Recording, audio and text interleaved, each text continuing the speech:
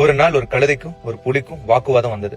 கழுதை சொல்றது புல்லு நீல கலர்னு, புலி சொல்றது அடடா புல்லு பச்சை கலர் தான்டான்னு. இருவரும் வாதம் பண்ணிக்கிட்டே அரசனான சிங்கத்துக்கிட்ட போறாங்க. கழுதை சொல்லுது, ராஜா இந்த புலி என்னோட வாதத்துல வெல்லணும்னு நினைக்குது. நான் சொல்றேன் புல்லு நீல கலர் தானு, ஆனா இதுக்கு நம்பிக்கையே இல்ல, நீயே சொல்லு ராஜா அப்படின்னு சிங்கத்துக்கிட்ட கழுதை கேக்குது. இத கேட்ட சிங்கம் அமைதியா யோசிச்சு, ஆமா புல்லு நீல கலர் தான் அப்படின்னு சொன்னிச்சான்.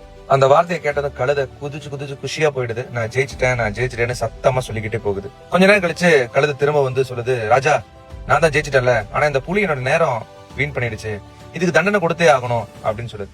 சிங்கம் சொன்னது, ஆமா நீ சொல்றது கரெக்ட் தான், இந்த புலிக்கு நான் கொடுக்கற தண்டனை என்னன்னா நீ 3 நாள் இப்ப யாருக்கிட்டையும் பேசக்கூடாது, இதுதான் உன்னோட தண்டனை அப்படின்னு. இத கேட்ட கழுதை இன்னும் ரொம்ப சந்தோஷமா துள்ளி குதிச்சு அந்த இடத்தை விட்டு போயிடுது.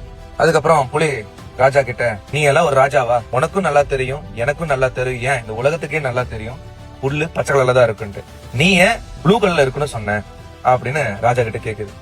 அதுக்கு சிங்கம் சொன்ன பதில் என்னன்னா, புல்லு பச்சை கலர்னு எனக்கும் தெரியும் உனக்கும் தெரியும் என் உலகத்துக்கே தெரியும், ஆனா நீ ஒரு கழுதையோட வாக்குவாதம் பண்ண பத்தியா, அதுக்குதான் உனக்கு இந்த தண்டனைய அப்படின்னு அந்த சிங்கம் சொல்லுது. ஒரு முட்டாளோட வாதம் பண்ணா நீயும் அவன மாதிரி முட்டாள் ஆகுற அப்படின்னு அந்த சிங்கம் சொல்லிச்சான். இந்த கதையோட அர்த்தம் என்னன்னா, இந்த உலகத்துல சில பேர் இருக்காங்க, தான் ஒரு விஷயத்துல பிடிச்சா பிடியா இருப்பாங்க, அவங்க மாத்திக்க மாட்டாங்க, அது சரியானதா இருந்தாலும் அது மாத்திக்கவும் மாட்டாங்க. அந்த மாதிரி ஆட்கள் கூட நம்ம வாக்குவாதம் பண்ணோம் அப்படின்னா நம்மளோட நேரத்தையும் நம்மளோட மன நிம்மதியும் வீணாக்குறதுக்கு சமம். வாழ்க்கையில சில சமயம் வாக்குவாதம் பண்ணிதான் வெல்லணும்னு அவசியம் இல்ல, அமைதியா போறதுனாலையும் உண்மையான வெற்றி இருக்கு.